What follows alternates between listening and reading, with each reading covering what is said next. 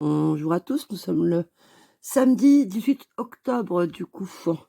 Alors attention, c'est bien la vidéo qui risque de pas vous intéresser pour ceux qui sont sensibles. C'est sur des vrais nounous d'enfer en France. C'était le détective de cette semaine.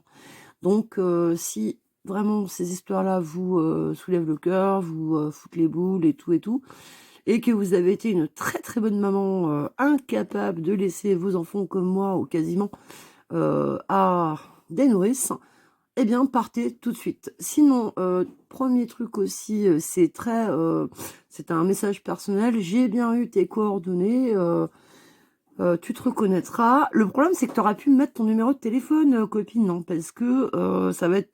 Bon, bah écoute, j'ai des timbres, je vais t'envoyer une lettre à l'ancienne. Mais t'inquiète, sinon je suis très très, tu peux demander à Georges, très discrète, je n'appelle jamais. Voilà, donc tu peux demander à ma copine Florence, aussi mon amie Florence, à toutes mes copines, ma copine Marie-Françoise de Corse, tout ça, tout ça. Je n'appelle pas Vénus, je n'appelle pas, je suis trop timide pour appeler. Voilà, mais bon, si t'as peur, je peux comprendre. Donc je vais t'envoyer une lettre. Vraiment, on est à l'ancienne, hein. Lors de Internet, on est très très à l'ancienne, toi et moi. Mais j'aime bien, j'aime bien. Donc alors, de vrais nounous d'enfer. Mais je te mettrai un message au cas où tu n'écoutes pas cette vidéo, sous ton commentaire, voilà. Pour te dire, oui, j'ai bien eu ton mail avec ton adresse et ton vrai nom, bébé. Hey, baby. Ouais, je vais t'appeler baby maintenant. Donc alors, première histoire. Alors, qu'arrive-t-il à Arthur? Le petit garçon de 22 mois, jusque-là si joyeux, pleure désormais sans raison et se réveille la nuit en hurlant. Plus étrange encore, il semble trembler de terreur à l'idée de retrouver sa nourrice Karine. Sa maman s'interroge évidemment. Elle pensait avoir trouvé la perle. Élodie, 23 ans, CAP petite enfance en poche, était la candidate idéale, au point de devenir quasiment un nouveau membre de la famille. Mais enfin, ce petit bout de chou ne peut pas ressentir une telle frayeur pour rien. Pour en avoir le cœur net, Karine dissimule 2 petites caméras dans la chambre et le salon. Dès le soir suivant, elle regarde les images avec son mari. Le choc est violent. Arthur est livré à lui-même, affalé sur le canapé avec une clope et son portable. Élodie ne s'occupe absolument pas de lui. Quand tout à coup, la scène dégénère. Exaspérée par les babillements du petit, la jeune fille se lève, l'attrape comme un vulgaire paquet, le jette dans son lit à barreaux en criant « Maintenant, tu dors !» Bam, la porte claque. Abandonné, Arthur tente de s'évader de son lit, tombe lourdement et se met à pleurer. Retour de la furie. « Tu vas la fermer ou je t'en colle une. Tu veux que je te fasse passer par la fenêtre ?» Et elle le recouche brutalement. Pire, elle lui lie cheville et poignets avec des foulards pour l'empêcher de s'échapper à nouveau. Et le gifle pour finir. Devant leur écran, les 2 parents sont atterrés. Ils portent plainte dès le lendemain. Jugée en 2012 à Lille, la jeune Élodie trouve encore les moyens de nier toute intention de violence. C'était des paroles en l'air, je n'aurais jamais fait de mal à Arthur, nanani, nanana. Donc alors qu'est-ce qu'ils lui ont fait à elle? 18 mois de prison avec sursis, bien sûr, et retrait définitif de l'agrément. Bon, ça, c'est le pire que j'ai vu, parce que la plupart du temps, vous savez, il n'y a pas longtemps, je vous avais parlé du mari d'une nounou, qui était tonton Trucmuche, où tout le monde l'aimait bien. Elle a mon âge, 52 ans, nourrice depuis 30 ans, et le mec était, je sais plus ce qu'il était, mais enfin, il était à la retraite.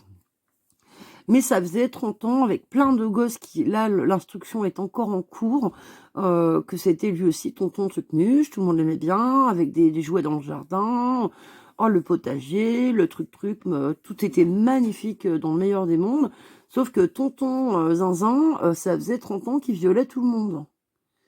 Alors, est-ce que sa femme était vraiment pas au courant? Néanmoins, alors, le couple depuis est séparé, c'est la moindre des choses. Pour elle, en tout cas, franchement, on lui a pas retiré son agrément à elle, donc elle a juste changé de bled et elle continue à faire nourrice. Et puis, bah, lui, il est pas en préventive. C'est génial quand même. Voilà, et ça, c'est cet été. Voilà, voilà. Vous allez me dire, ouais, mais 2012, c'est vieux. Non, mais là, c'était cet été, l'été dernier.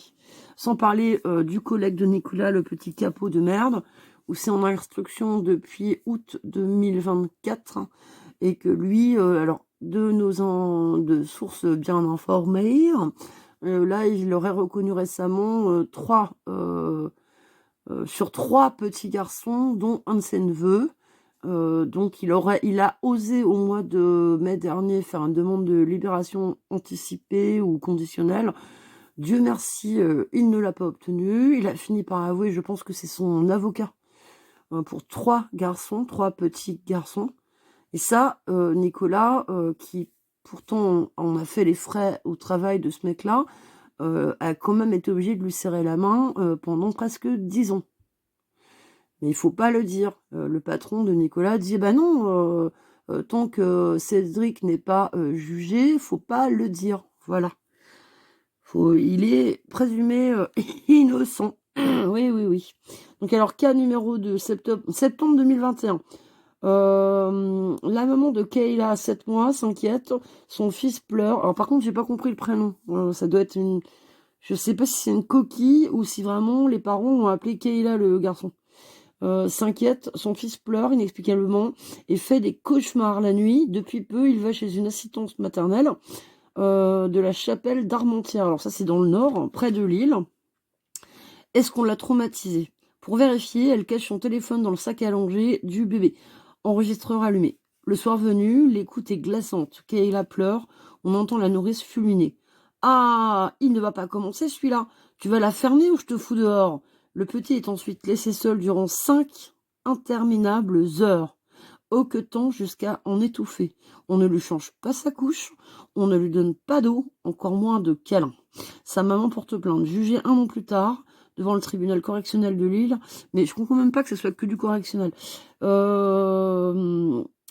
L'assistante maternelle de 47 ans tente de minimiser les faits, mais les extraits diffusés publiquement sont cruels. On l'entend également hurler à une petite fille en larmes. Tu t'es pissé dessus? T'as pissé sur le tapis? T'as pas intérêt à pisser sur les coussins. Pour l'amour et la tendresse, on repassera verdict, 18 mois de prison, dont 12 avec sursis, avec interdiction définitive de travailler avec des enfants. Bon, je regarde quand même parce que j'ai pas lu avant. J'ai envie de lire, je vais faire pause. Hein.